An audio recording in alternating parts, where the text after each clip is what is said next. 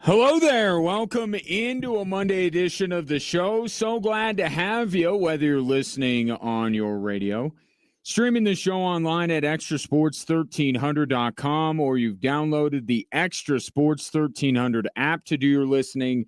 And that app, which is free to download and free to use, is sponsored by Diversus Health, mental health and well-being for all. It will be a veritable cornucopia of sports topics over the course of the program. Of course, we have Monday Night Football coming up at 5. Still plenty of time to accomplish what we want to accomplish, don't you think? 719-247-1313 is the number if you want to call or text into the show. Corey Roldan from KKTV will be my guest in hour 2. Let's start with the Denver Broncos, as we tend to do on Mondays.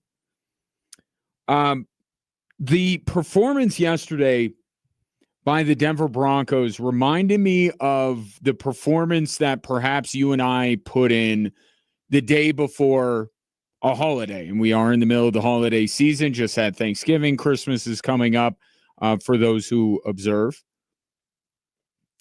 Or even if you got a vacation coming up, you have something on your mind that's maybe more important to you than the task at hand. How do you handle that day of work? Because you still got to be productive. You don't want to get fired going into a holiday. But the work that you put in the entire time, you're looking at the clock, you're just trying to get through it, be as productive as you absolutely have to be, but no more than that, because you got to get going to this bigger thing you got coming up. Party, vacation, holiday, whatever it might be. That was the Denver Broncos yesterday. They were as productive as they needed to be. They didn't pull out a lot of, no trick plays, no Bo Nix heaving 30-yard bombs. It seemed very, very straightforward, the game plan. And it was a game plan that if it worked, which it did, it would get the Broncos in and out of Vegas as quickly as possible and on to what is more important to them. And I say all that not begrudging the Denver Broncos at all, because they do have something bigger on the horizon. They have the toughest stretch of games they've had all season coming up, and all of them with an immense amount of consequence to them as they now take back over the number 1 seed in the AFC. This is not a criticism of the Denver Broncos whatsoever. This can be construed as a criticism of the Vegas Raiders because they're not good enough to even mount a challenge. And make no mistake about it. Look at the final score all you want. That game wasn't close. The Broncos were in no danger of losing that game at any point yesterday. And they knew that. They knew that as long as they didn't wet the bed, they were going to beat the Raiders. So they punched the clock, they put in a full 8 hours, and they got the heck out of there. And it was the perfect week to get RJ Harvey going. And that was my biggest takeaway on a positive note, is that they needed to show that RJ Harvey was at least somewhat capable of replacing what they lost in J.K. Dobbins, at least somewhat capable of shouldering the load that J.K. Dobbins had. And they hadn't done that against Washington. And I didn't like Sean Payton's answer, like they just didn't let us run. Well, you impose your will on a lesser team, which Washington was. Couldn't do that back-to-back weeks. And they didn't. RJ Harvey was very good yesterday. 65 yards on the ground, another 25 or so in the air. Scored a touchdown. Look, as Sean Payton always likes to say, they're going to play in bigger games. They will also play better teams. Right? Every single one of these teams remaining on the schedule are much, much better than the team they played yesterday. So the job's not finished in that regard. RJ Harvey running over the hapless Raiders is not enough to convince anyone that RJ Harvey in the playoffs is going to be able to be that guy. But you got to start somewhere, right? You had to start with some game, and Washington would have been better, but Vegas, pretty good option as well. And the added benefit of establishing RJ Harvey, featuring RJ Harvey, is that if he were to run the ball well, as he did yesterday, that clock just continues to run. That might have been one of the, I don't know what it was in terms of the actual time, length of time. That game felt quick. I'm just sitting there watching RJ Harvey run the ball, and all of a sudden the third quarter's over. I'm like, wait, what? Where did this game go? It was quick. It was a quick game. But the Broncos did enough to win the game, but also not too little that it leads anyone to go, the Broncos, are they all they cracked up to be? If you watch the game, you understand what yesterday was. Yesterday was, we don't have to put forth that much effort to beat the Raiders. We don't have to get that creative. We don't have to pull out all the stops to beat the Raiders. And it shows you where these two teams are in relationship to each other. This, again, is a compliment to the Denver Broncos. They are much better than the Raiders.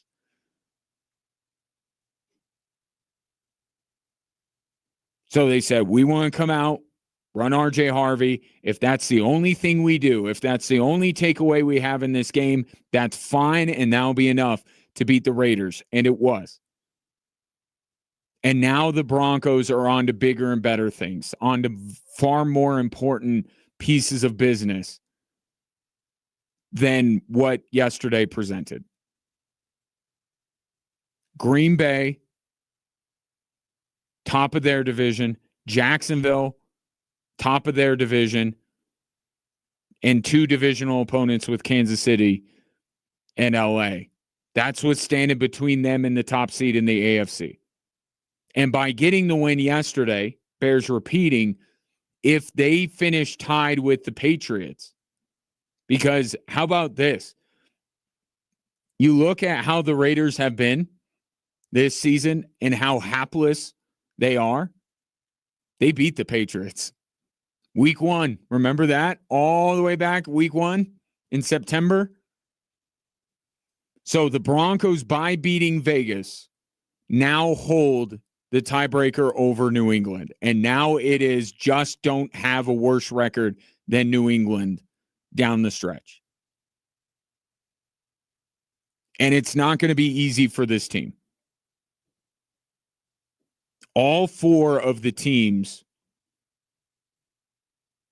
will have something to gain by beating the Denver Broncos. The only team that might have the least to play for is Kansas City. But again, divisional opponent, Holiday in Arrowhead. Chiefs they're going to try and beat the Denver Broncos. They won't be mentally checked out at that point. Now, is it going to be good enough to beat the Denver Broncos?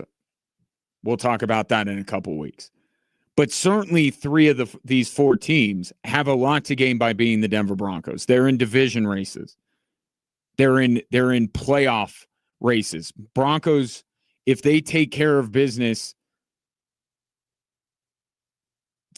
the division won't be on the line when they play the Chargers, but where are the Chargers going to be? Chargers are going to probably have to try and hold somebody off. So this is easily, you look at any 4 other group of 4 games on the Broncos schedule, this is the most difficult. And then you add in the consequence of it, of what the Denver Broncos are trying to earn. First, the division. Goes in that order. First, the division, then home field. This is their biggest 4-game stretch of the year. But this was the game. This was the Friday or the Thursday before the long holiday weekend. This was the day before Thanksgiving. This is Christmas Eve. This is we just got to get through it. Okay? Can't mess up. Right? Can't mess up. So we still have to be locked in to an extent, but we're not going to overexert ourselves in order to beat the Vegas Raiders. And also, we're not going to try out a bunch of new fun things so Green Bay and Jacksonville can just sit there and take notes and be better prepared for us in the next couple of weeks. Because that's one thing that not to look too far ahead, we got to discuss this game, but looking forward to the Green Bay game, I think that game being in Denver, how unfamiliar these two teams are with one another, I think is an advantage for Denver. So why? I don't know if Sean Payton has some things up his sleeve. I don't know if he's thinking about featuring somebody that we're not thinking about or whatever have you. But it reminded me, to make another analogy, like what a lot of Division I college football teams do week one. Right? We want to get out on the field. We want to, execute, make sure that we're on point, but we're not going to go deep into the playbook because coming up next week, we got a much more difficult opponent, and we don't want to put anything on film that they can note and be prepared for. So yesterday was the perfect day to put in the minimum amount of effort without raising too many eyebrows about who the Denver Broncos are. And yes, the game ended up being another close game. But again, if you watched it, the Broncos were never in trouble in that game. Never. And they scored and with the day before the holiday weekend analogy continuing, I mean, they put in all the work they needed to from 9 a.m. to 10 a.m. Right? When's the last time the Broncos scored a touchdown on the opening drive? Everything about that game was, let's jump on these guys. Let's get out in front. Let's do our thing. Let's run this clock and let's get out of here because we got some massive games coming up and there's no reason to overexert ourselves because of the Raiders. And the Broncos get it done. But the most significant thing, again, and I'll take your thoughts on it at 719-247-1313, it has to be RJ Harvey. By far. And that's a significant development potentially for the Broncos down the stretch here as we start to look ahead and say, okay, how do we think the Broncos would fare against this team or this team or this team? Showing that RJ Harvey is capable of picking up where J.K. Dobbins left off is crucial to the Broncos' viability as a contender to go deep in the AFC playoffs. They have to get this guy going. They have to be able to rely on him. Yesterday they did. I'm not expecting anybody to sit here and say, all right, they're not missing anything now because look at RJ Harvey. It was the Raiders. But you're not going to be able to do it against the better teams that you have down the stretch here if you can't do it against the lesser teams, and they're coming off of a game the week prior where everything said they should have been able to run the football, and yet they couldn't against Washington. 719-24-7-1313. Coming up next, yes, we'll get into the college football playoff.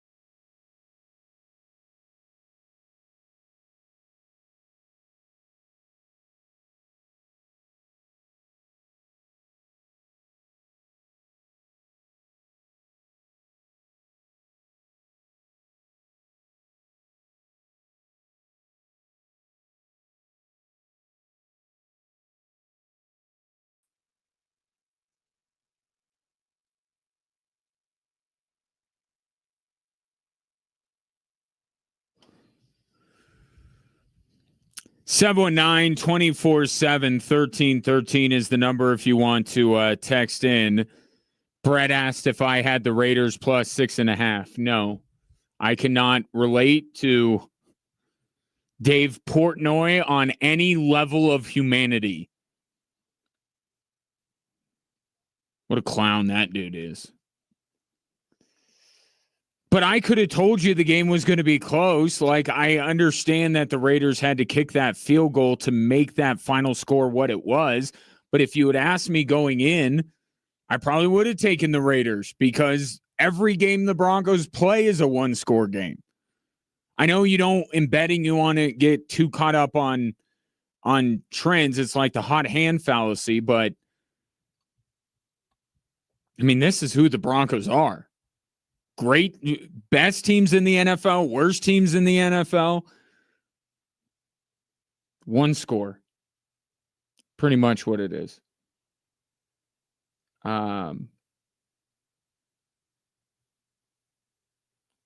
This from the 571. Dan Quinn, the Commanders head coach and now defensive coordinator, also at least the play caller, is a bit of a legend as a defensive mind. They stopped Denver's mediocre running game. What are you worried about? You're having a great season. I don't know who the you is. Are you talking to the Broncos? I'm not having a great season. Me personally. But Washington, and that's what Sean Payton did after the Washington game. He gave credit to Dan Campbell, but the fact, I mean, you can't say that the fact that the Broncos could not run the ball against the Commanders wouldn't be a little bit of ammunition for people doubting how viable the Broncos are as a Super Bowl contender, right? Like, yes, you always have to, you can always look at it from the other side and give credit, and that's what Sean Payton did. But given how important it was for the Broncos to establish R.J. Harvey as a runner, I thought their will and the mind of Sean Payton, which I would take over Dan Quinn, and Dan Quinn's a really good defensive mind, but I'll take Sean Payton in a battle of wits. They couldn't do it. It looked like they were going to be able to. They wanted to, clearly, and they couldn't. And given the conversation we're having right now about how viable the Broncos are as a Super Bowl contender, the fact that they couldn't impose themselves on the game against Washington. And I gave credit to Washington after that game. I said Washington threw everything they had at the Broncos. That was, and this is an overused phrase, but I use their Super Bowl. I mean, how many... that was about the biggest game the Commanders have left. So I gave credit to Washington. But if you're one of the elite teams, if you're a Super Bowl team, there's something to be said for being able to impose yourself on the game and say, we're going to get this done, whether you want us to or not. And they didn't. And yes, there's credit to Washington for that, but what it made more than anything else, because the Broncos found a way around it. They beat Washington anyway. But what it set up for yesterday was that there's no excuse not to be able, 2 games in a row with how necessary it is to establish R.J. Harvey, you're not going to be able to run the ball. That would have been problematic. 1 game, okay, we can divvy out credit and blame how we see fit, but there was no way that the Broncos could have came out of Vegas without at least showing some signs that R.J. Harvey is what they need him to be. And you'll hear more from Sean Payton coming up at the top of the hour on R.J. Harvey. You know who really is feeling good about themselves today after the release of the final college football playoff rankings? Alabama. The conversation today should be centered around Alabama. How is it that Alabama does not fall 1 spot after getting their doors blown off by Georgia? SEC championship, I get that. You're not going to lower them one spot. In the back-to-back weeks, we have seen Ole Miss lose their head coach, their supposed genius head coach, Lane Kiffin, and Ole Miss moved up the rankings, and Alabama gets absolutely throttled in the SEC championship by Georgia, and they don't fall one spot. That's where the conversation should be centered around. The reason why it's not is because Notre Dame threw a conniption fit. And everybody shifted, because I think the early reaction was how dare the College Football Playoff Committee do this with Alabama? Didn't move them at all and left Notre Dame out? But then Notre Dame went on their tirade. They opted out of playing in any bowl games. Their AD went on the Dan Patrick Show this morning, and now everybody's vitriol is pointed at Notre Dame because they didn't take the L well. And that's fine. If you want to call them crybabies and all that stuff, go right ahead. All right. You go on a full tour media blitz complaining about the grave injustice that has been dealt to you, you're going to open yourself up for some criticism. So that's not what aspect of Notre Dame I'm defending. What I am saying is you have to understand that they should be in this field. And I know I said, Alabama is the ones that we should be focused on. But I'm not even advocating for Alabama to be out of the college football playoff. I'm not. I'm just saying you're unmoved. Your perception of Alabama doesn't change at all based on what Georgia did to them. It doesn't make you rethink Alabama at all. You want to know why people think the fix is in for the SEC? Because Ole Miss loses Lane Kiffin and they move up the rankings. Alabama looks like they're playing JV versus Georgia's varsity, and they don't move at all. But again, I'm not saying Alabama should be out. But to the Notre Dame side of this, they shouldn't be reacting in this public of a way. I don't even have a problem with them not playing in a bowl game. I really don't. The bowl system, I mean, unless you're a group of 5 team, if you're a Power 4 team, if you're a national brand like Notre Dame, yeah, I'm sorry, you're not taking the Pop-Tarts Bowl. Right? I don't blame you. But these are feelings that you internalize and you don't go on a nationwide media tour crying because you have to know you're Notre Dame and no one's going to feel sorry for you. But Notre Dame should have been in. And they have to pick a lane.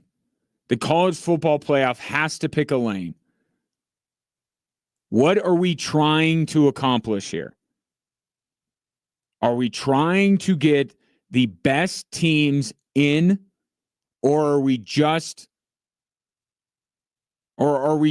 to, give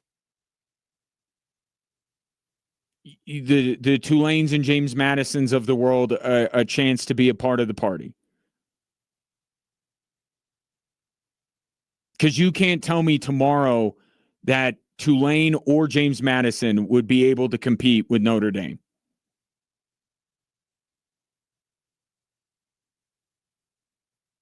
So the best 12 teams in America are not playing for the national championship. That's just a fact. But I'm okay with that if resumes mattered. If we're just doing the resume game and checking boxes, how many top 25, how many power four, all this kind of stuff. If we're just checking those boxes and that's how we decide it, I'm okay with that. I'm not against James Madison and Tulane getting an opportunity, but you keep phrasing it as putting the best teams in to play for a national championship, and yet you don't put the best teams in. And then out of the other side of your mouth, this clown that they keep putting on that does 6-7 jokes and can't coherently put together an argument for why they do what they do on a weekly basis. Out of the other side of his mouth, he's going into Alabama's secondary and breaking down the explosive playmakers that they have. Like, are we just doing like you and I have been doing with the AFC and saying, well, the Broncos aren't as good as the Bills because Josh Allen, and they're not as good as the Patriots because of Drake May, but the Broncos are better than the Chargers because of their defense? Like, are we playing that game? Or are we just going to do blind resume and go from there? It's this hypocrisy that is on this committee, and it's never going to be fixed with the number of teams you put in. It's never this idea that, oh, we'll just go to 16 teams and all will be right with the world. Absolutely, it will not be. The issue is the people making these decisions.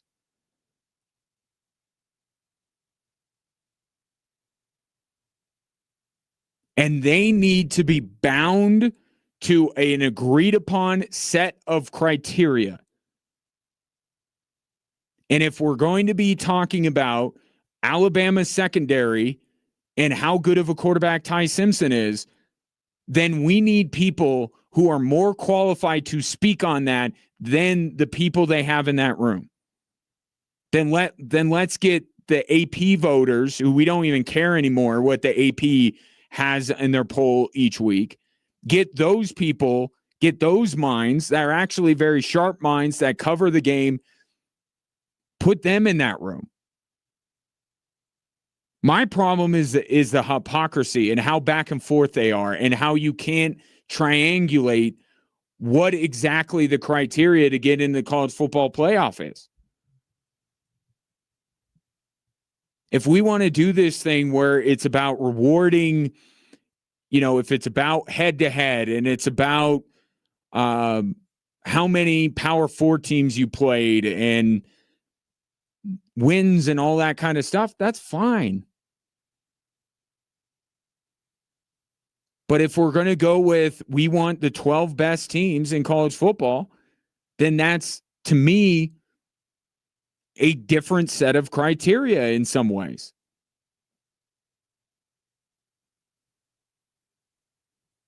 And they just, until they come to that decision, until there's a standardized way of doing this, like, I don't know, a computer ranking system,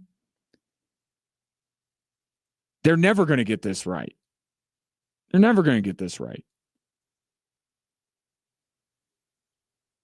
I'm all for access for the little guy. Right? If that's what you want to do, then do it, but go full bore into it. Right? Don't be doing your buddy Greg Sankey favors by keeping Alabama where they are and lifting up Ole Miss even though they lost Lane Kiffin. And that's probably the bigger issue, right? The favoritism. The bias that's built into this. There's a hypocrisy in terms of how they're judging one set of teams versus another set of teams, but there's also a above that, there's a bias towards which schools appear on ESPN regularly, which ones will get the most people in the neutral site stadiums. There's a whole nother ball of wax that has to be dealt with. The fact that they have to think about what's going to fill up the Orange Bowl, what's going to fill up the Fiesta Bowl. I know the Fiesta Bowl is not a stadium, but you know what I mean. The idea of coming up with the brands that draw, and you say, well, if they were doing that, Ryan, they would have put Notre Dame in. But yeah, but that's another bias. That's another bias. That's another issue they have. What overruled the brand of Notre Dame was the fact that they have power over college football that they don't believe is commensurate with where they are now. The power structure has shifted. And Notre Dame needs to get in line, and they need to join a conference. And they need to stop having their cake and eating it too. That's the message that they were trying to send. So that superseded getting a brand name, a draw that would pull fans into whatever stadium they put their games in.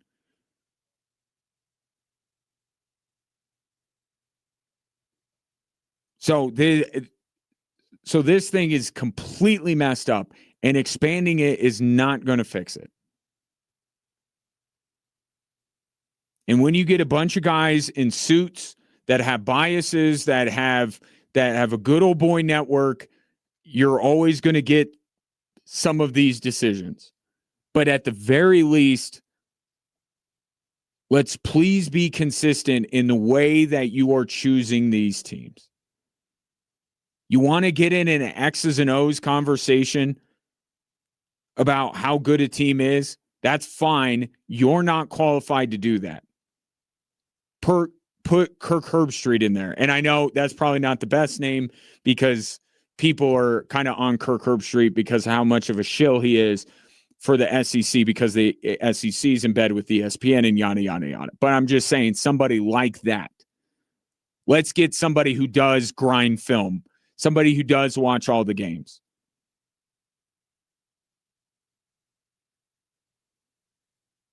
But let's figure out what the criteria is. So there aren't 3 or 4 teams every single year, no matter how much you expand the field, sounding like Isaiah Thomas on Last Dance. I felt I met the criteria. If it's the best 12 teams in America, Notre Dame was snubbed. There's no ifs, ands, or buts about it. I'm not saying that Miami should be ahead of them. But Notre Dame is one of the 12 best teams in America. So you didn't accomplish that goal.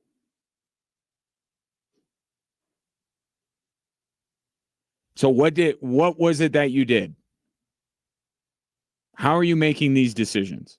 And every time that dude, I forget his name, but every time that dude pops on my television, I feel like I want to be the guy on at the end of Billy Madison. Nowhere during that incoherent ramble did you ever come anywhere close to a rational thought. I award you no points, and may God have mercy on your soul. I'll take your thoughts. 719-247-1313. Did they get it right? And if they didn't, how could they have made it right? Corey Roldan of KKTV will join me. He has strong opinions on this subject, and I look forward to hearing them from him. Coming up next, a first in the career of Jamal Murray.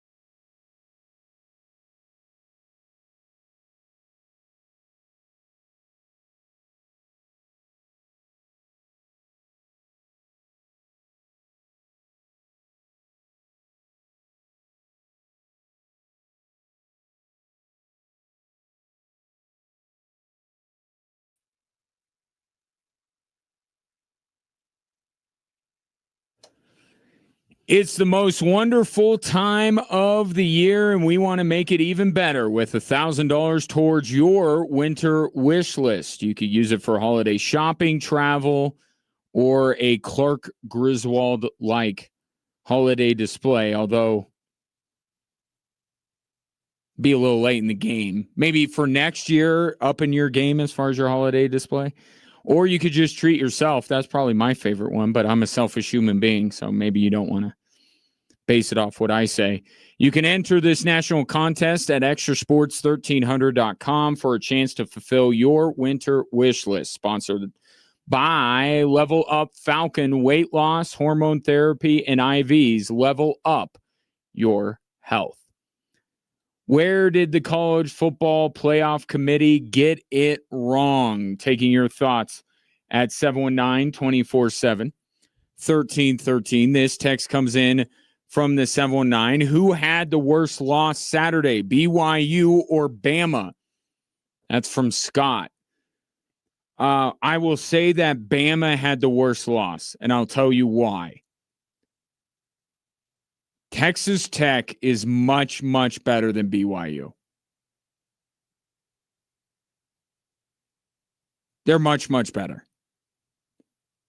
And I think the perception going into that game was that. Good luck, BYU, knocking off the best team that money can buy in today's day and age of college football. So the worst loss is Alabama. Because there was at least a thought that Alabama was on equal footing. Maybe not better than Georgia, but not that score.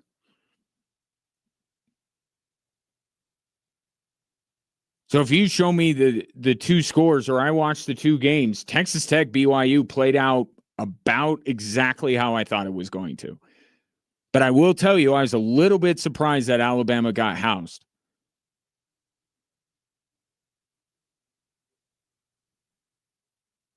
It's almost like barely beating Auburn doesn't make you that good of a team. And yet that's the explanation. Well, they were really gutsy against Auburn. Auburn's terrible.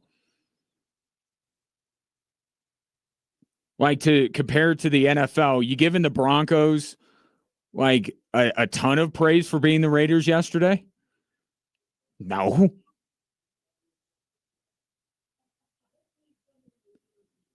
But the worst loss was Alabama, which makes the fact that they stayed right where they are an unconscionable decision.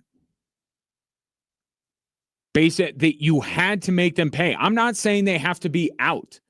Alabama's better than BYU. If we're going in that direction, Scott, Alabama's a better team than BYU. I'm not advocating for Alabama to be out, but I'm saying it makes my eyebrows go up when it seems like these SEC teams, even though Greg Sankey whines constantly, where they say squeaky wheel gets the oil. No, there's no squeakier wheel than Greg Sankey. He thinks the entire SEC should just play out the college football playoff without anybody else. But I'm not saying Alabama should be out. Or certainly against BYU. Could we include Vanderbilt? I don't think so. I'm okay with Alabama getting in. I just think that it adds to the level of frustration when it seems like the SEC teams are Teflon. Unless you're Vanderbilt and you just don't have enough juice. Sorry, Pavia. You just you're not there yet. You're a nice story and you're a good football team, but when we talk about the SEC, we're really talking about SEC without Vanderbilt. But Bama was the worst loss. Should have cost them their inclusion in the playoff? No. But they should have moved down the rankings. And then, oh, by the way, isn't the ACC supposed to be a Power Four? No, nobody wants to go to bat for Duke.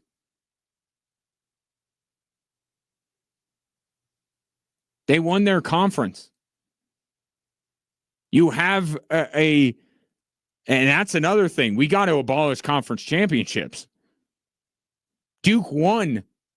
Maybe I'm just in the NFL mindset, but I know we have champions of the AFC South every year, and we turn up our nose at it, but they won their division. The Colts, the Jags, the Texans, they won their division. Duke won a Power 4 conference. And I know they didn't deserve it up until that point, but nobody wants to make the case Duke should be included. I'm not sitting here saying I want to. I'm using it more to point out how conference championships need to be abolished. And especially in Alabama's case. I mean, it meant nothing. It meant nothing. Georgia destroying them meant nothing. So then just get rid of them. And then we don't have Duke ruining things. And they were taking great pleasure.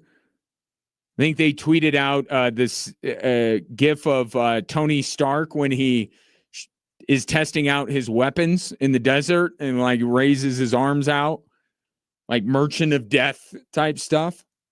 Like that's the little victory Duke is taking in all of this. But I'm not saying they should be in either.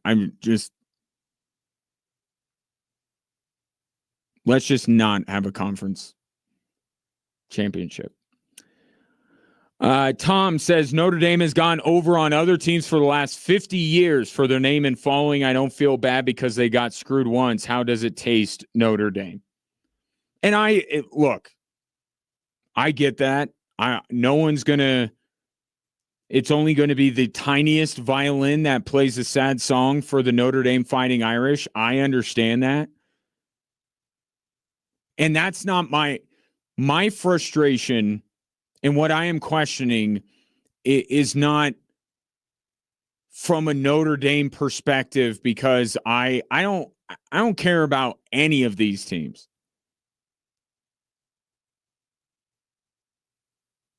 Right? I have no dog in this hunt whatsoever. So I'm not crying on behalf of Notre Dame, and I'm saying the fact that they have been so public with this perceived injustice, just it opens them up, and I'm okay with anybody trashing on Notre Dame, calling them sore losers, crybabies, do the whole thing. I have no problem with that. And what you're saying, Tom, there, I'm good with that. And you're right. The brand of Notre Dame has gotten them a long way in their lives. And maybe there's a separate conversation but this is what the College Football Playoff Committee was trying to do. They're trying to knock Notre Dame down a peg because they can't look at Reese Davis with a straight face and tell him that Notre Dame's not one of the 12 best teams in America. This was a message, and that's probably part of why Notre Dame's crying so much about it, because I think they realize that this is a message that's being sent. They were trying, the College Football Playoff Committee, college football in general, is trying to knock them down a peg. And you may feel like they deserve to be. I'm not making that, I'm not arguing that today. Notre Dame happens to be the poster child for this today, but go back a couple of years. We had the debate. I took up for Georgia. The last year that was 4 teams. Many of you took up for Florida State. But there were 2 teams there that plenty of people were arguing should have been in and got snubbed, and the criteria was all over the map when deciding that 14 playoff field. That we can all agree on. And Notre Dame's just and to a lesser extent BYU. I know some people are taking up for BYU.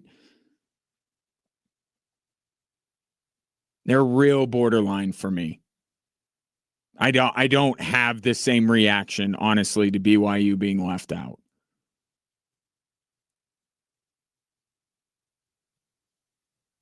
But we'll get a heck of a Pop-Tarts Bowl because of it. BYU's playing the Pop-Tarts Bowl. We can continue this conversation after the top of the hour, but I'll throw one more text out on this subject. Hey, Ryan, money trumps common sense in college football playoffs. Until they get past that, they'll never get it right. The amount of money allocated to the schools is ridiculous. A team like Notre Dame not to go because of it is absurd. I don't know if allocated is the right word, but the amount of money generated. Yeah. But they have to protect their investment, to your point, right? Why doesn't Alabama move one bit after getting blown out by Georgia? Because of the brand. To Tom's point, why is Notre Dame break every tie out there leading up until this year? Because they're Notre Dame, because of the brand.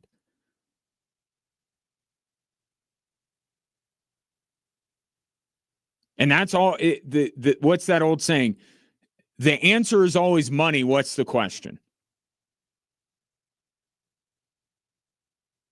The question in this case, why Alabama is unaffected by looking half the team that Georgia was on Saturday. Money. Unfortunately, that's not changing. They're going to get more money for a 16-team playoff.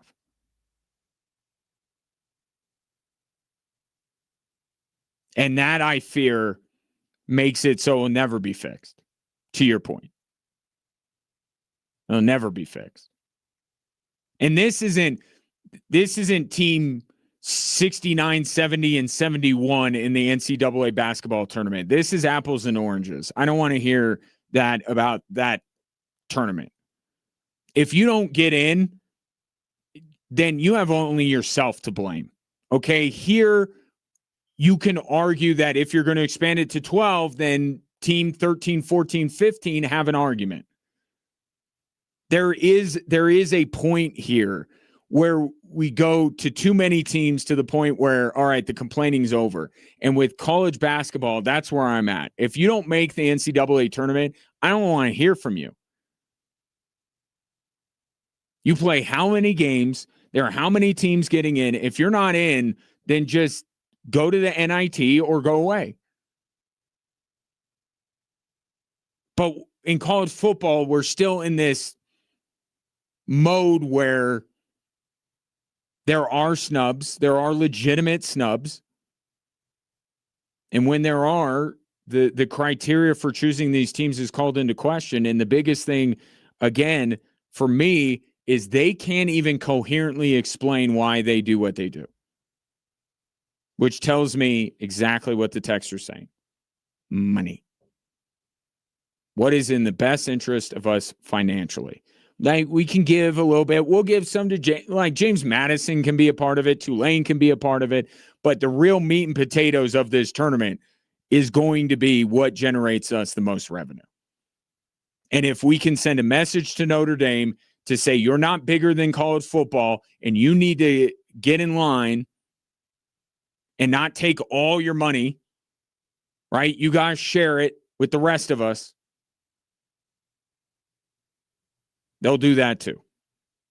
719-24-7-1313. Sean Payton on RJ Harvey's big day after this.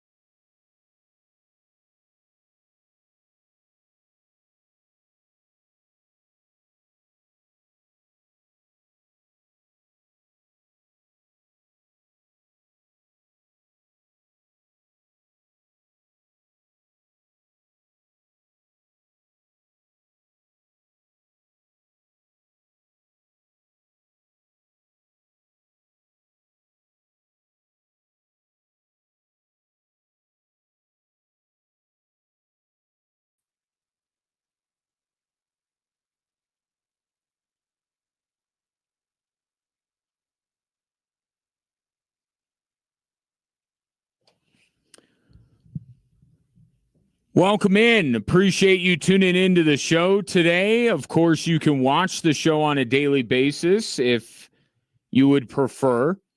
We stream live every day on our YouTube channel at XTRA Sports 1300. And if you follow us on other social media platforms or follow me on other social media platforms, we are streaming the show there as well. Corey Roldan will put himself into our big conversation today, which is the college football playoff. I want to get to more of your thoughts on that as we move towards Monday Night Football at the top of this hour.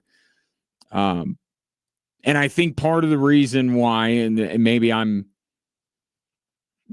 taking it a step too far, I think the reason why the college football playoff around here is maybe the biggest story of the day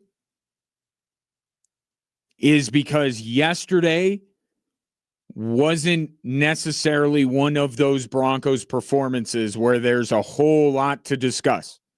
Doesn't mean there's nothing, but it wasn't a game yesterday that would pull at you emotionally one way or another.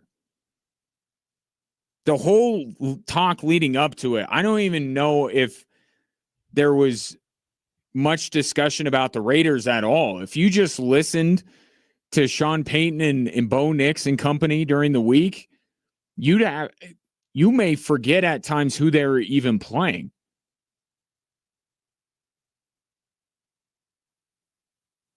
It very much was not about the Raiders. And I don't think yesterday was much about the Raiders. That was not we got to do this because the Raiders present this. No, it was about the bigger picture. Now, one thing I will say is Sean Payton told CBS that he was looking for a signature win. He's still looking for that. That was not a signature win yesterday. That's not one that you want to hang in the Louvre. All right, but they got the job done. I said at the beginning of the show, they put in the absolute bare minimum amount of work to get the job done because they have bigger fish to fry over the last 4 weeks of this season. So in that regard, the Broncos fell short because that was not a signature win. That was not impressive. You did see how much better Denver is than Vegas. Like, that was apparent, but that's not who the Broncos are trying to measure themselves against. Yesterday was about getting through it to be ready for this next stretch of 4 games in which the division is going to be on the line, home field's going to be on the line, and you're taking on at probably 2 teams that you may meet again in the AFC playoffs. Or if you want to have some lofty expectations, could this week be a Super Bowl preview? And the thing that makes the Broncos more ready for these last 4 games and more viable as a Super Bowl contender is reestablishing the run that they had when J.K. Dobbins was healthy. Couldn't do it against Washington. Did it yesterday with R.J. Harvey. 75 yards on the ground, 25 more through the air. Showed himself to be the dual threat, and we have to keep in mind, he is a different type of running back than J.K. Dobbins. But the identity of this Broncos team is not throwing it to the running backs out of the backfield. It is running the football. And R.J. Harvey needed to show that he could do that. Before he's going to be able to show it against Green Bay, Jacksonville, etc., he needed to do it in one of these 2 games, Washington or Vegas, where it seemed like he could have a good day. And he did yesterday. Here's Sean Payton on R.J. Harvey. We drafted the runner. One more time. We drafted the runner. And I mean, like what we saw from him as a runner, and then we saw enough his senior year as a receiver that we felt But it was like the opposite with Kamara. When we drafted Kamara, we drafted the receiving threat, and then it was like, wow, we saw something different when we handed it to him as well. And with RJ, we drafted the runner first. And when you see him, you guys have spent time with him. He's quiet, but he's put together. He's short, but he's put together well. And so he's grown up quick, because of the injury to JK. And that further illustrates my point, is that they drafted RJ Harvey because they believed he could run the football. Not that they were seeing the future and that eventually he'd be called upon to be more than just the complement or the second guy to J.K. Dobbins. Okay, because that's what the plan was.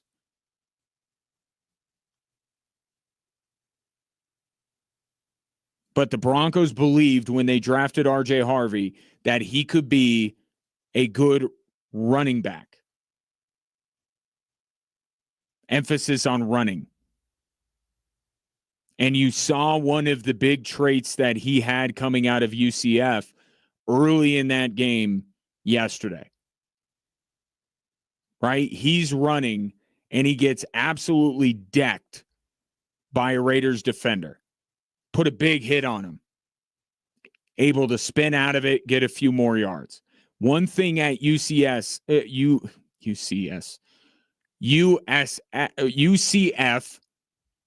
that school down in Florida, one of the 500 schools they have down there, UCF, was that he was very difficult to bring down.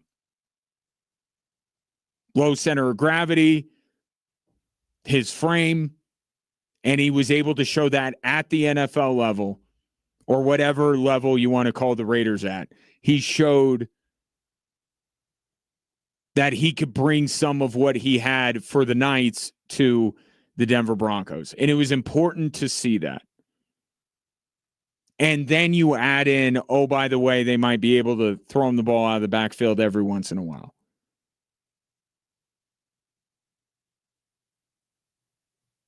But the reason why getting that from RJ Harvey yesterday was so important.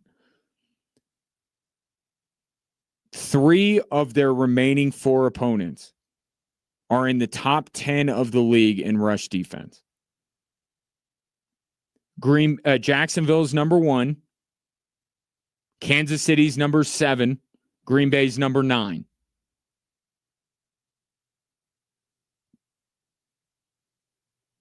Okay, they will have tougher. RJ Harvey and the Broncos run game will have tougher tests than yesterday.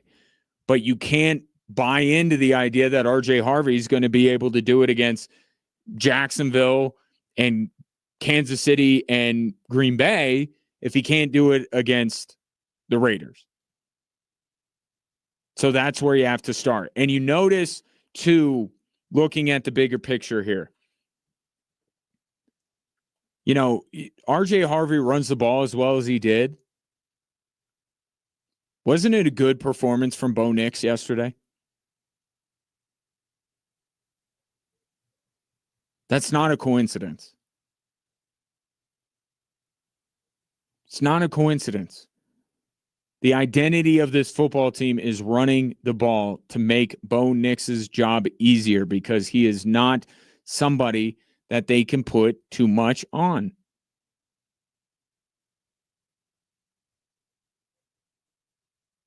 But I thought, not a lot of fancy stuff going on. I was exactly right that Evan Ingram you saw against Washington, that guy was not likely to pop up again all season because that's the role that he has with the Joker. It's just that matchup he had with Bobby Wagner, it seemed like, was one that Sean Payne wanted to exploit.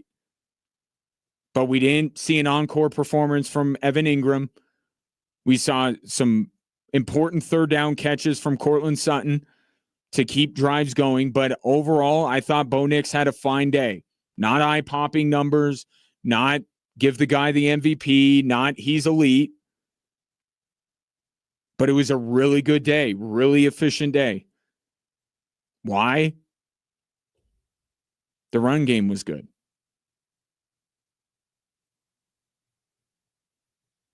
So now they have the top seed. They got the tiebreaker now with New England, so they just got to finish with the same record. Broncos, Green Bay, Jacksonville at home back-to-back weeks. Then they go to Kansas City. And then they close out at home against the Chargers. New England has Buffalo at home after a bye week. And after the Bills were on the ropes a bit against the Bengals yesterday, were they not? Now New England's coming off a bye to take on Buffalo. Then they go to Baltimore, which you probably saw what happened with Baltimore. Saw how they looked. Not just talking about the no catch in the end zone. I'm just talking about how the Ravens overall look. And then they have the Jets and the Dolphins. There's no doubt that the toughest game remaining on New England's schedule, in my opinion, is Buffalo, even though it's at home. I think Buffalo is the best team that they are playing, and that's their most difficult game. Because Buffalo, they need this if they're going to have any shot at winning the division. Their second most difficult game at this point might be Miami, with all due respect. But even if you still say the Ravens are the second most difficult game, still their schedule's easier than Denver's. So they did all of this work. They got the hammer, so to speak, but they have to navigate a much more difficult schedule than New England does the rest of the way. And they're going to need RJ Harvey to run the ball so they can stick to their identity, which means they don't ask Bo Nix to do more than he is capable of. And if they can do that, if they can follow that formula, I think that they'll do more than enough to get the top seed in the AFC, which I believe they need to have.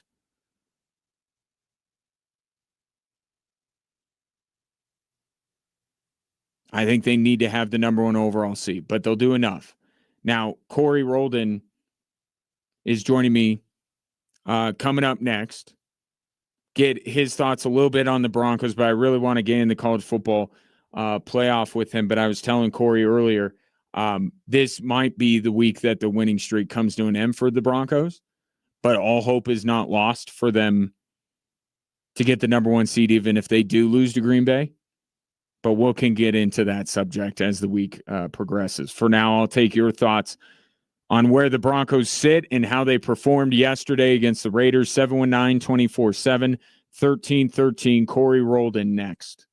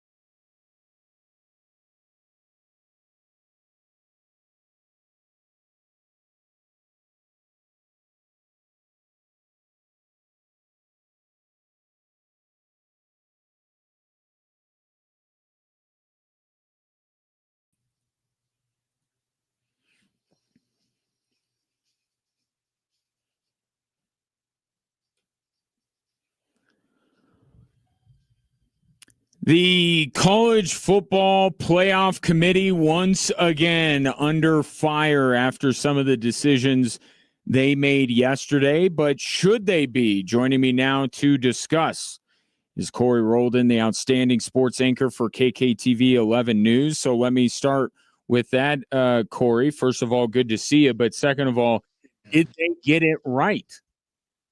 Well, let's see here. For our radio audience, he has just put on a Tulane hat. Roll wave. So clearly Tulane should not have been in, according to you. That's what that means, right? You put on the hat. That means, roll wave. We'll get to Tulane in a second, but I, to the most part, I think they got it right. I think what made this so chaotic is the ACC's handling of how they do their conference championship, their rules, their tiebreakers, so to speak, Ryan. If they would have done what the American did, which was the two highest ranked, if you're tied, the two highest ranked college football playoff teams meet in the championship. Mm-hmm. If they would have done that, it would have been Miami, Virginia. We're not having this conversation about Notre Dame today. Now, with Alabama, they have 3 losses and they got embarrassed. I would have put Notre Dame and Miami in it. I understand why you have to put Miami in before Notre Dame, just because head-to-head matchups matter, okay? They do matter. So with that aspect, I think they did get it right. I liked the top 4 seeding. I would have put Georgia over Ohio State, but that's just me. And I like that there's 2 group of 5 teams. Obviously, I have a Tulane hat on. And for all the people that say Tulane doesn't deserve to be on there, let me ask you guys a question. What 2 teams has a win over a Power 4 conference champion? It's only 2 schools.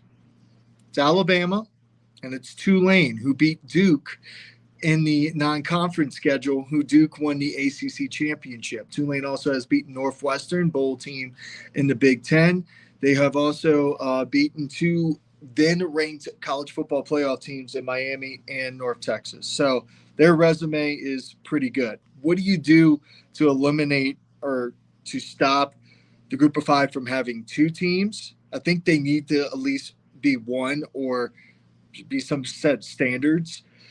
If they do that, I know I'm going on a rant here, Ryan, but that's why I want you on, is to go off on a rant. So keep going. So what they need to do, okay, they need to set standards. You need to be top 20 in the college football playoff. If you're a automatic qualifier, let's just say a top 5 power champ, you need to be in the top 20, which Tulane was in the top 20. James Madison was not. They were 25th. So then it seems like the group of 5 every year is getting hurt by having success. If you remember last year, Boise State was the 3rd highest ranked champion, so they had a bye. Tulane was the 4th this year. If this was by last year's standards, they would have had a bye. They don't, because they changed it because of Boise State, if we remember that. Mm-hmm. Next year, are we going to 16 teams? Like, when does this process end? I don't think it's ever going to be perfect. I think college football as product's been great. I also think people who don't want Tulane or some of these schools don't love college athletics, because upsets and Cinderella stories are all what college sports is about. If you remember Gonzaga back in the late 90s, if this was the same thing, they would have never gotten a chance to make their run. And Gonzaga, Wichita State, all these smaller schools in basketball, baseball, hockey, every single sport, you have these Cinderella stories becoming available. And that's what makes college sports fun. So I think you still need to include them. As for the committee, it's tough. I think it's a little soft at Notre Dame. I have Notre Dame friends. I have a ton of Notre Dame friends. I think it's soft that they didn't go to a bowl game because of this. I understand why they did, but I still didn't like it. And my last thing I'll say on this, if Miami would have won the ACC had better scheduling, because they only have 8 games and they have 17 teams. They have an uneven scheduling process. which is weird. If they would have gotten their top 2 teams in the ACC championship, this conversation would not be happening. Yeah, I think you're 100% right on that. Can they have it both ways? I think that's my biggest issue, Corey, is that they get up there and they want to give access to the James Madisons and the Tulanes, and I don't have a problem with that. I'm with you. That's what makes college sports, that the little guy can get a chance to do something, right? But it's like we either do that or we try to just pick the 12 best teams in America.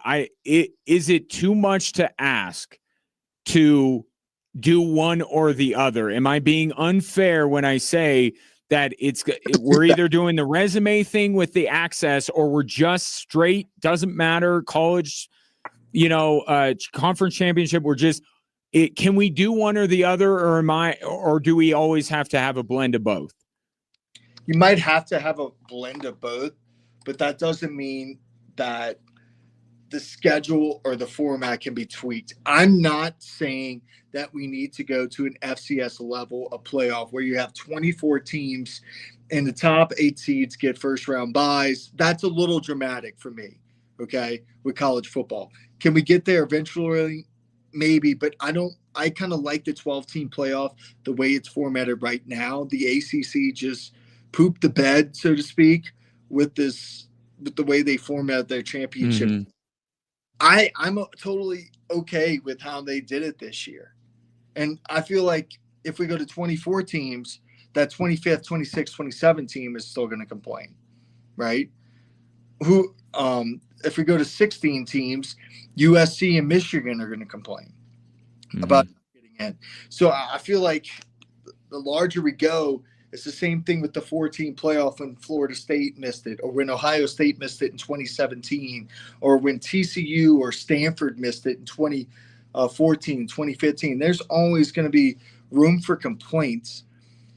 But I have no problem outside of Alabama what the committee did. Corey rolled in my guess, but to your point about expanding the playoff field, and I mentioned this earlier, I don't know where you're at. Unless the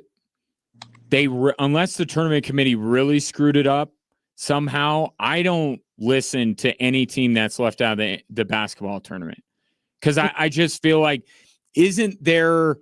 And I guess my question is there a number that they can get to where the first 3 teams out, we collectively go, yeah, we really don't care. There's enough teams in the tournament and you didn't qualify for it. Go, cry in your soup.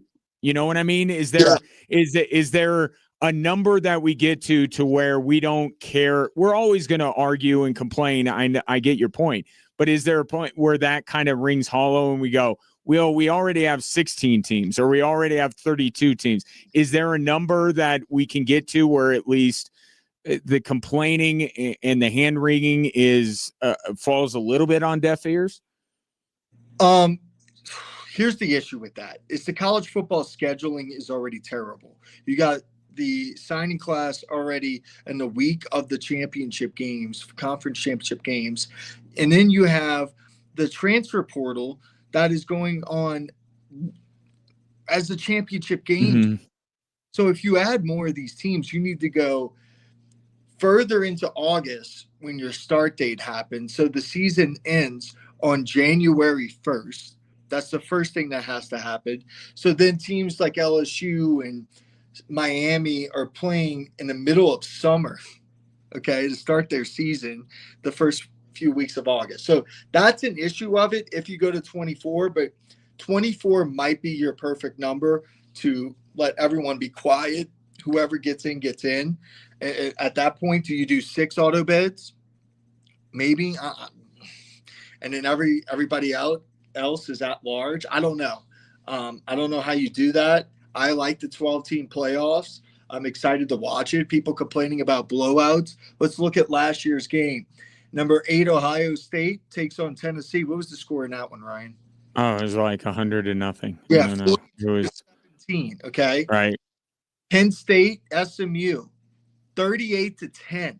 So if you're complaining about blowouts happening, there's been blowouts across the board. Penn State, Boise State, 31-14. Ohio State, Oregon. Oregon was the number one team in the playoffs last year. They lost 41-21. We had some great games, by the way. We also had Texas, Arizona State. We had Penn State, Notre Dame. We had good games. But if you're complaining about the group of 5 teams getting blown out, there's already going to be blowouts. Right. Well, but here would be the thing about that. That would be an argument if you have a problem with that. And I remember the conversation after the first weekend of the college football playoffs, like, oh my God, this is terrible, right? And then to your point, it got pretty epic as the playoff went on. If you are someone who complains about the blowouts, where you have to be on this spectrum is just give me the 12 best teams. Leave out, well, James Madison would be the first one, to be fair to your Tulane squad. James Madison would be the first one on the chopping block. And then you put in Notre Dame. And then we have the debate between BYU and Tulane, who's a better football team. But if you're someone, and I'm not saying one way is right or one way is wrong, but if you complain about the blowouts, you also can't be someone that puts up the resumes and says this team deserves it or let's give access. If you complain about the blowouts, then you have to just give us the 12 best teams in college football, regardless of conference, which means there'll probably be half the field's going to be SEC and the other half's going to be Big Ten, and away we go. But last year we kind of had that to start because Boise State was the top 10 ranked team. And we still had the blowouts because Tennessee was the True. Yeah. I didn't believe in Boise the way that a lot of people did, but you're right. They were ranked pretty high. They were. And talking about, I think there's more reward than risk for putting in like a Tulane or a James Madison. If you remember Boise State 2006 against Oklahoma, won that game. How about Utah in the Mountain West? They beat Alabama. Tulane just beat in 2020, was it 23, beat USC when Caleb Williams won the Heisman Trophy, and that team was still intact, and they were one game away from making the playoffs in the Cotton Bowl. So we have seen this before, and it brings epic, memorable games. And I'm not a person, Ryan, that loves the rating talk of college football. I love the NFL. Because every NFL matchup's important. Every NFL matchup's going to have good ratings. When people talk about the NBA and they talk about, it has to be the Lakers versus the Knicks, I hate it. I loved last year's NBA Finals between the Thunder and the Pacers, right? When people talk about baseball, they wish it was the Dodgers and the Yankees. I can't stand that. I want the best teams and I want fun product. And I feel like parity in college football would be good and inclusion would be good. And, I'm a college football fan. I'm watching action on Tuesday nights. Mm-hmm. If there's a MAC team that's 12-0, I want that MAC team to make the playoffs. Mm-hmm. Well, and the unfortunate thing, Corey Roldan, is that you should be the target demographic. You are quickly becoming not the target demographic. You know what I mean? It's becoming more like the NFL. Yeah. And if that's the case, you need a college football commissioner to get some rules here to kind of set the scheduling better. Like the National Signing Day should not be in the middle of December. It should be in February like it was 10 years ago. And I'm going to explain why. And the transfer portal date should be in May and not in January. The reason why is so teams like Ole Miss, teams like Tulane, teams like James Madison, all these schools do not have to worry about their coach leaving during the middle of their playoff run. Now, Ole Miss is different because their coach went to LSU. We spoke about that last week. But there needs to be NFL contracts. Until your season is done, if you want to act like the NFL, until your season's done, you cannot interview for another job. And then also with the rosters, I understand why college coaches want to leave that early is because they got to build their rosters for next year. Spring ball is not as important as it was 10 years ago. Coaches don't like having spring games anymore, Ryan, because they don't want tape to go out. So other programs can steal their players in the spring, right? So you can learn. Jake Retzloff's a perfect example of the Tulane quarterback. He came from BYU. He had some issues at BYU, he got suspended there. He left, and the summer he went to Tulane. He learned the playbook in 3 weeks, and he's been really, really good. So that's kind of my reasoning. There needs to be a kind of set like contracts. The football scheduling needs to move back a little or up a little bit. So we start a little bit sooner and we end January 1st when college football is supposed to end. And then we also need to move the schedule back a little bit in terms of recruiting. Well, let me know where I can donate to your campaign to make you the commissioner of college football. I'll be happy to send my donation your way. Appreciate your time and insight because, again, I have strong opinions, but again, as you have showcased in our conversation, you are a good source to go to because you live this, you breathe this, and I appreciate you sharing your opinions on this. And I look forward to the next time you and I get a chat, Corey. Let me. I know you probably got a break. Let me say one more thing. Yeah, good. Colorado State could be a program very much like Tulane. They can have equal kind of like ceiling almost because Colorado State has a beautiful stadium.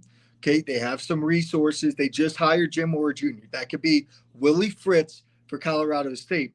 Colorado State still wants the chance to go to the college football playoff, right? Mm.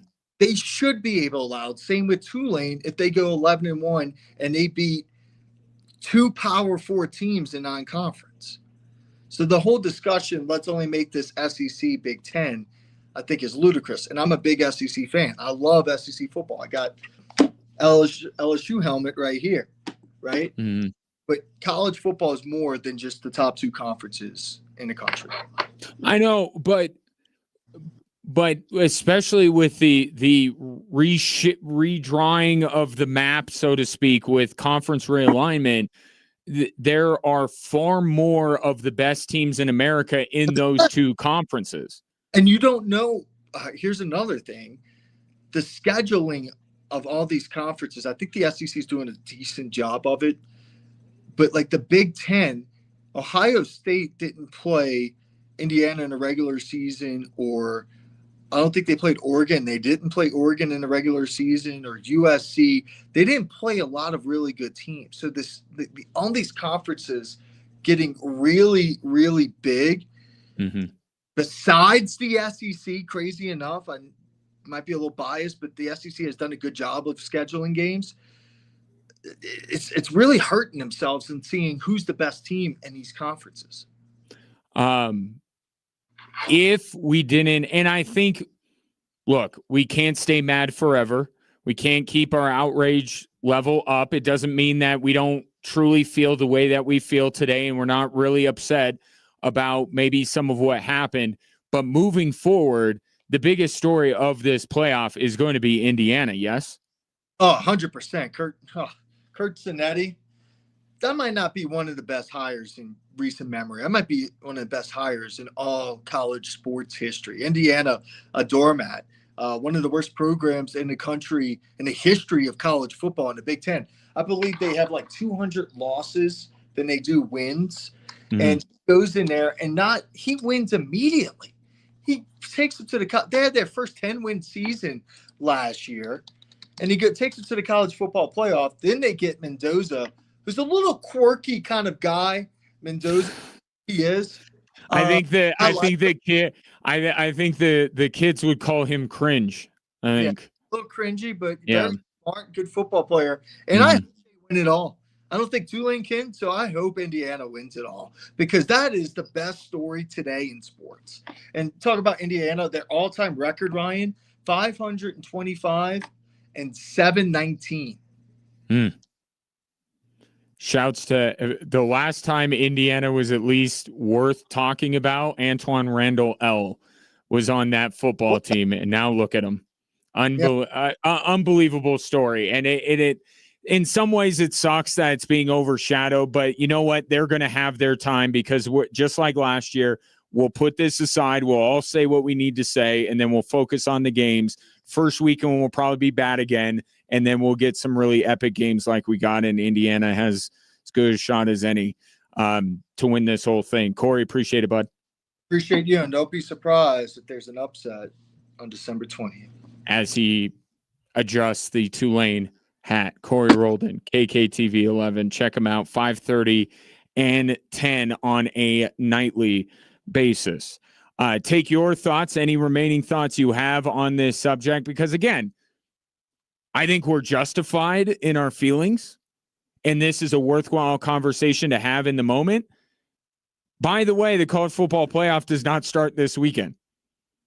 You know, they could do themselves a favor, the committee could, to get together with big college football and get this thing going and move us on, but they don't. And so we got a little bit of time, and this is what we want to talk about. But Indiana is a phenomenal story. Phenomenal story. And they will matter more than the flaws. And because I didn't like Boise State getting as high a seed as they did at all. I'm okay with the access part of it, but I'm one of those. I know it cost Corey's team this year. I didn't think Boise should have gotten a bye. That was ridiculous. And it showed, right? It was proven right on that.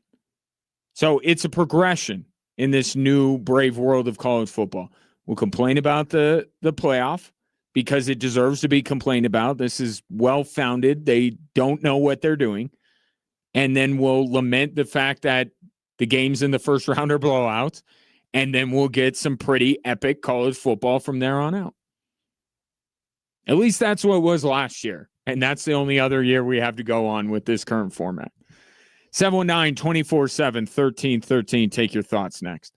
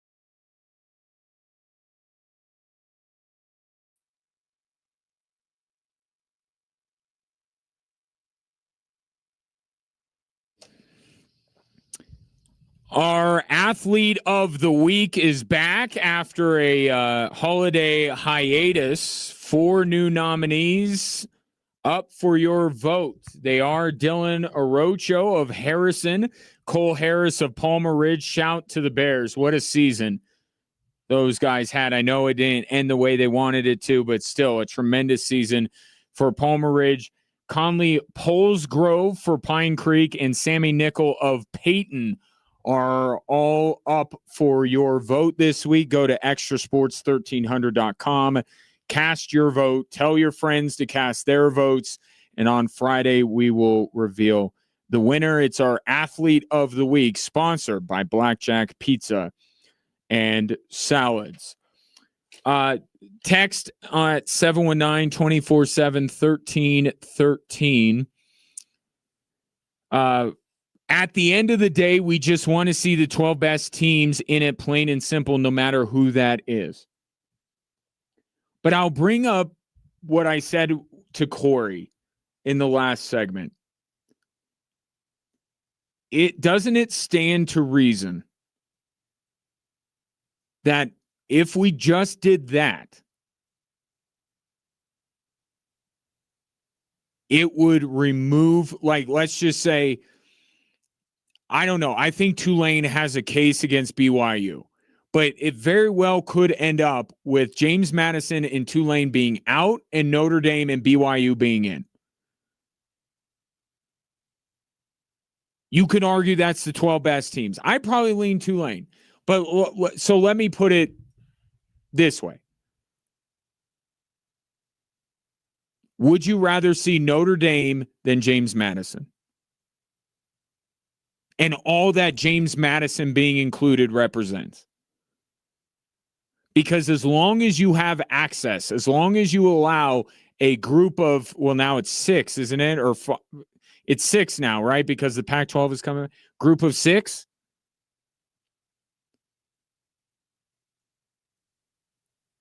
They are, James Madison is in because of rules that are on the books to allow, and last year is Boise State, to allow them to have access.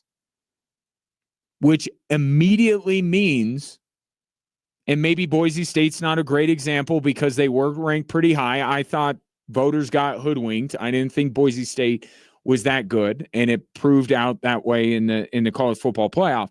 But you're already having a rule on the books that says we will not have the best 12 teams in college football because we have to do this thing.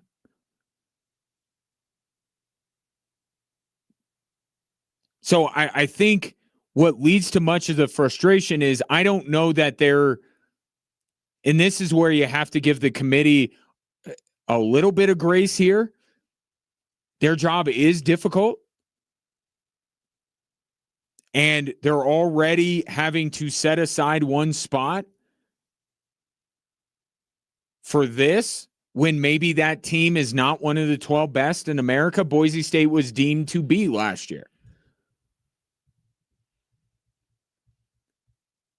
And that's just my main thought here is, can they keep having it both ways? Can we do the access and letting the little guys get in, or do we just need to say, College Football Playoff Committee, first of all, you're all gone and we're getting ball knowers into that room.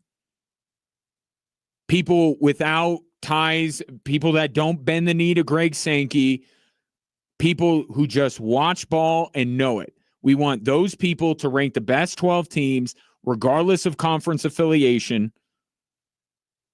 And that's a better way to go than to have your foot in both camps and be trying to make a football X's and O's argument about how good Alabama is, and then making a resume argument or trying to reward a Tulane because they scheduled up and trying to reward them for that. That's just kind of where my head keeps going to. is I don't know that we can keep having it both ways.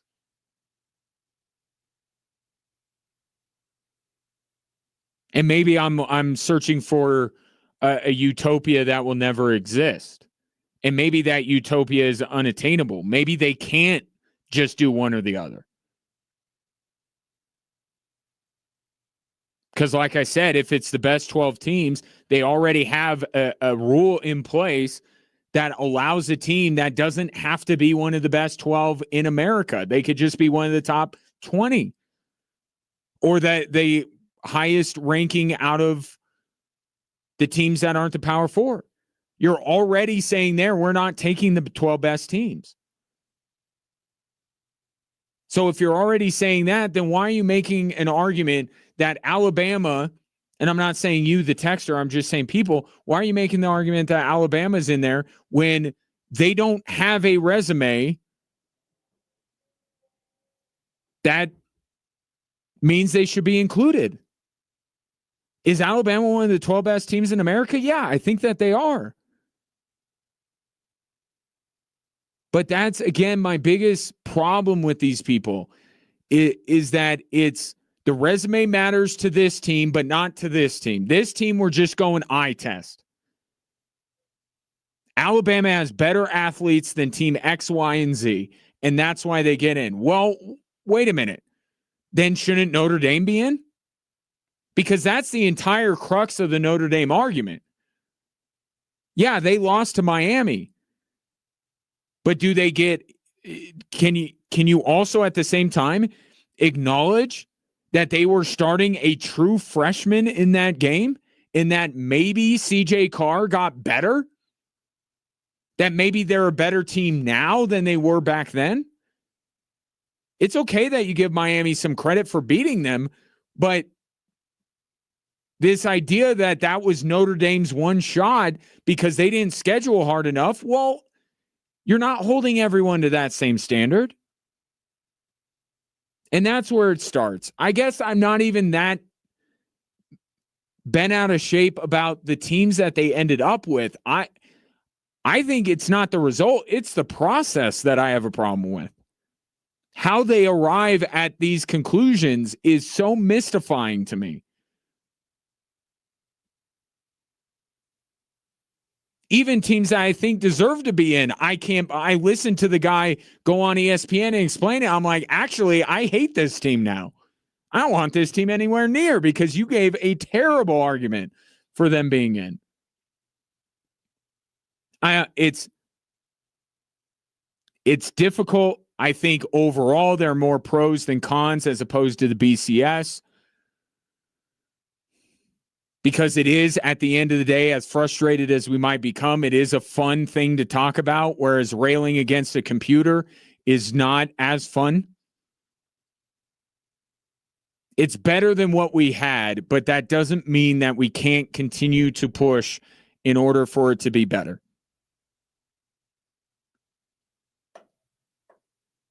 We'll leave it there. More time tomorrow. I miss on the Jamal Murray named Western Conference Player of the Week, which is significant. I'll get into the significance of that coming up tomorrow. More on the Broncos beating the Raiders, and more importantly, the road ahead for the Denver Broncos.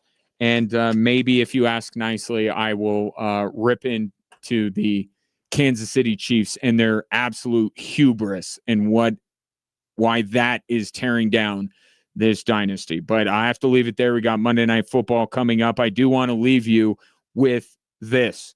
When it comes to testosterone replacement therapy, the real MVPs are Synergenics and Low T Center. These guys are the originals, the trusted experts who've been doing this right from the start. And they use pharmaceutical-grade testosterone, not that sketchy compounded stuff that you might get from other places. That means you know exactly what's going into your body and that it's working the way it should. And here's a big win. They accept most insurance plans, while other clinics and online services are charging you sky-high prices for labs, testing, memberships. Synergenics and Low T Center keep it affordable and transparent. They've helped thousands of guys get their energy, focus, and drive back, and they can do the same for you. Don't wait. Go to trtmvp.com. That's MVP.com and book your appointment today. The real MVPs, Synergenics and Low T, ready to help you get your health back. Enjoy Monday Night Football. Talk to you tomorrow.